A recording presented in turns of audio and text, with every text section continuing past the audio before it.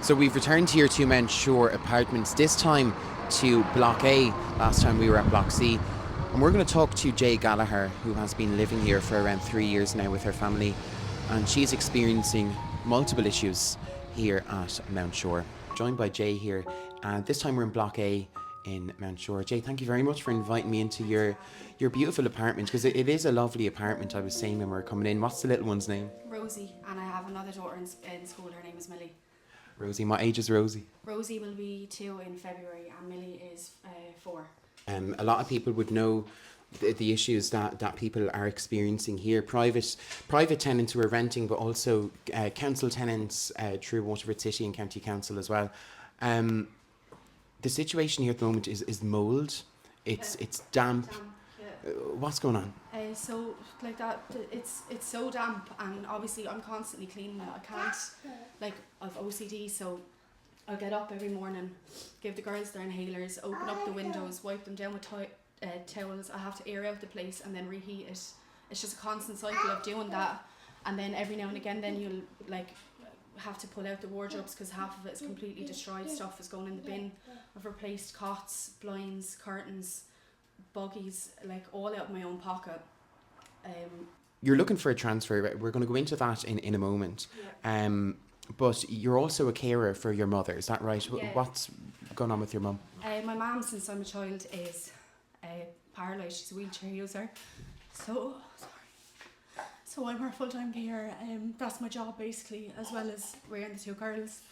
So I go over there every day, and same as I do here, showering, cooking, cleaning, all her run around, groceries, getting everything she needs.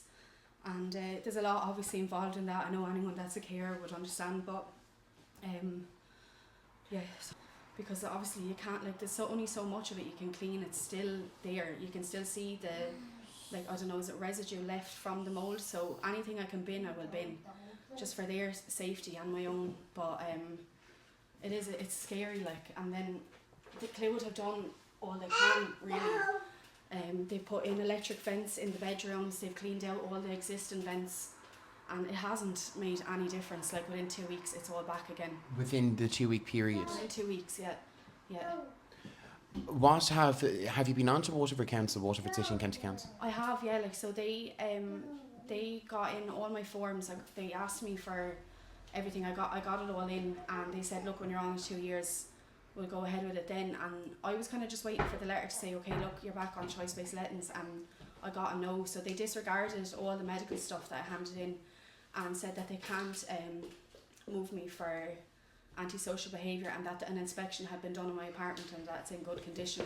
But anyone that lives up here just knows that's it's not in good condition. Okay, so I want to talk about maybe outside the apartment, because as I was walking in here, I remember walking into Block C last year, and that was certainly an experience. But this isn't much better. It's not as bad, but it's still a bad situation. The condition of can you tell me the condition of the actual hallways? Yeah, so like there's dog feces on the carpet, smeared on the walls. There's food left for weeks out in the corridors, like, it's stinking. I went into the lifts and seen, I don't know what it was, but like looked like, I'd say, a 4-in-1 or something thrown up all over the thing. Like, and I have to use those lifts as well because I can't carry like changing bags and a small child up and down stairs and buggies and stuff like that, because I have hypermobility joint syndrome, so I'll be in a lot of pain as well. And I, like, 3 times since I moved up here, I've sprained the same ankle because the lift has been broken. So you have a similar condition to your mum, is that right? It's actually different. So my mum has an autoimmune disease, so she's paralysed from the chest down, and what I have is a connective tissue disorder. So obviously, like, there's no comparing the two. Like, my mum's obviously in a lot worse condition than me. I can manage mine, but since I moved up here, it just feels like I can't. And then all the doctors can really do then is give you pain medication and stuff. Can you tell me the mental strain this is having on you? Because I know you mentioned it a moment ago, but as a young mother, balancing, your children, your mum, and your own health conditions, I'm sure this place is not making that much better. No, it's not. It's really hard. I feel since I moved up here like I have no hope, and then I feel so guilty for them because this is the best that I can give them, and it's just it's not fair. Like, I just wish that they had just had somewhere dry and clean, and I wasn't throwing away all their toys. Like, I'm on the second toy kitchen. I had to take it out of their room. It was just green all over, and like, they couldn't play with their stuff. And trying to explain then to Millie, who was probably 3 at the time, like, why her kitchen why is her stuff getting put in the bin? And she doesn't understand at all. We were just talking there about the kind of outside your apartment, but you also mentioned to me offline there yesterday, I was on the phone to you, that there'd be sometimes people sleeping in the hallways. Is that a common occurrence? Yeah, that is a regular thing. So like, there was a mattress on the first floor when you come in the front door. That was there for weeks, and how I knew that there was people sleeping there was because there would be bags of clothes left beside it, like, and you could see the charger maybe on top, or somebody's water bottle or something. So like, I know that's terrible, like, people have nowhere else to go, but at the same time as well, like, to have to kind of step over them and go out and go on about my day as well, and it's not nice, you know, because I know there's a lot of worse off people up here. My apartment isn't as bad as other people's, but everyone's circumstances are different, so they might know that they're getting out of here, whereas I don't. I just And all you're asking for, Jay, is a simple transfer. You're not demanding to be moved this week. No, obviously I completely understand the situation that's going on at the moment, and I know that there's people waiting years, and like, that the lists are so long, but I just kind of would want the hope that I know that I'm not going to be here forever. That's all I want.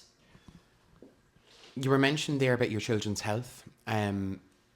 They're on inhalers, and they're on certain aids to help them with their chest. Yes. Now, there's no way that we are blaming the apartment for that, or making a connection between the two, because we spoke about that a few moments ago, that, you know, it's not to do with the apartment, the reason. But what's your opinion?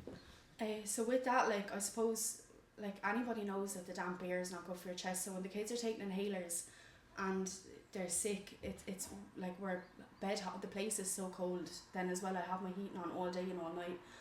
So I'll start off in my own bed, and then they're coming into me, or I'm waking up to hear them wheezing, their chests are crackling, coughing, like post-nasal drip, snot running out of their noses, and then like, I know that it's the asthma that's making them sick. It's not a viral infection or anything. Do you believe but they still have to stay home from school and childcare, which makes me caring for my mum nearly impossible. Do you believe it's the apartment making them sick? I do, yeah, to a certain extent, because Millie was 2 when we moved up here, and I never had an issue with that before that. But we were here a couple of months and she was on inhalers, and Rosie's basically been on them since she's a few months old.